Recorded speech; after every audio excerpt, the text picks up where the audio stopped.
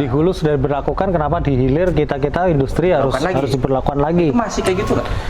Ada beberapa teman-teman yang masih berpendapat seperti itu. Tapi realnya dari pemerintah aja, Pak? Ya, realnya dari pemerintah, sebetulnya pemerintah tuh sudah memberikan banyak fasilitas untuk free SPLK contohnya. Kita juga dapat banyak sekali sebenarnya fasilitas untuk mengakses SPLK secara gratis dan subsidi itu banyak diberikan. Cuman aksesnya, ini memang jadi topik. Tidak semua dapat akses itu. Nah, ini sebetulnya karena tidak mendapat akses itu. Saya kemarin sempat menjadi bagian dari yang arguing tentang SPLK yang merepotkan sebetulnya. Jujur merepotkan. Tapi ini bagian dari dunia dunia ekonomi dunia ya. Jadi dunia marketing. Kalau saya bahasanya marketing, Mas. Marketing. Jadi ini meningkatkan daya tawar, daya saing sebetulnya. Akhirnya kalau orang nyari, kemarin ada request kayu, ada satu kayu 42 lembar top meja, nanyanya akhirnya udah SPLK belum dan lain sebagainya. Ya ini akhirnya betul bayar. Dan ini bahasanya menurut saya menjadi bahasa penting juga untuk marketing, mau nggak mau memang. Nah, memang ini salahnya adalah banyak hal lah sebetulnya, banyak hal. Memang itu merepotkan, kalau di hulu sudah kenapa di hilir ya juga gitu. Jadi ini kalau saya lihat itu dari sisi marketing ya. Terus yang kedua, kalau saya bilang ada beberapa orang yang belum ber-SPLK karena memang mereka tidak pernah mengurus usahanya secara legal dengan benar.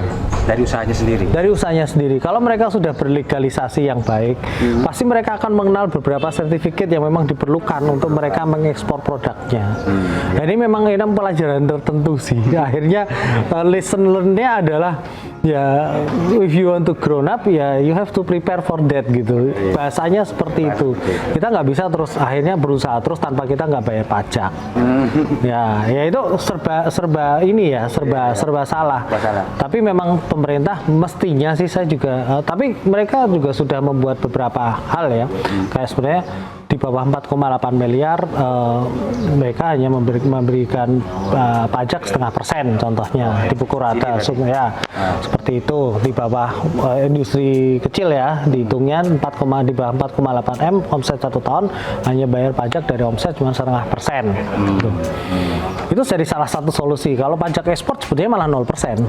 Untuk ekspor ya. Ekspor 0%, untuk lokal 0,5%. Jadi tinggal kita mau mengakses atau enggak sih sebetulnya pekerjaan-pekerjaan itu. Tadi karena tidak semua tahu.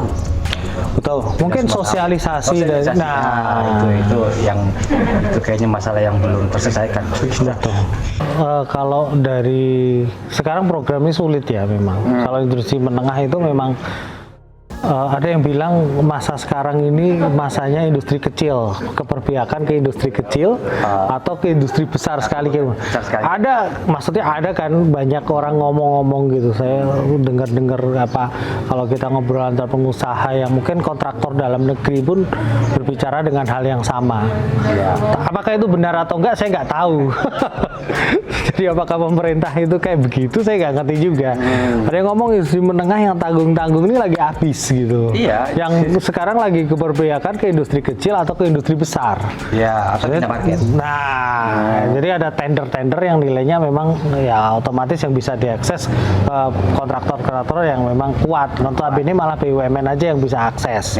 Yang menengah habis gitu kan. Ya menengah habis.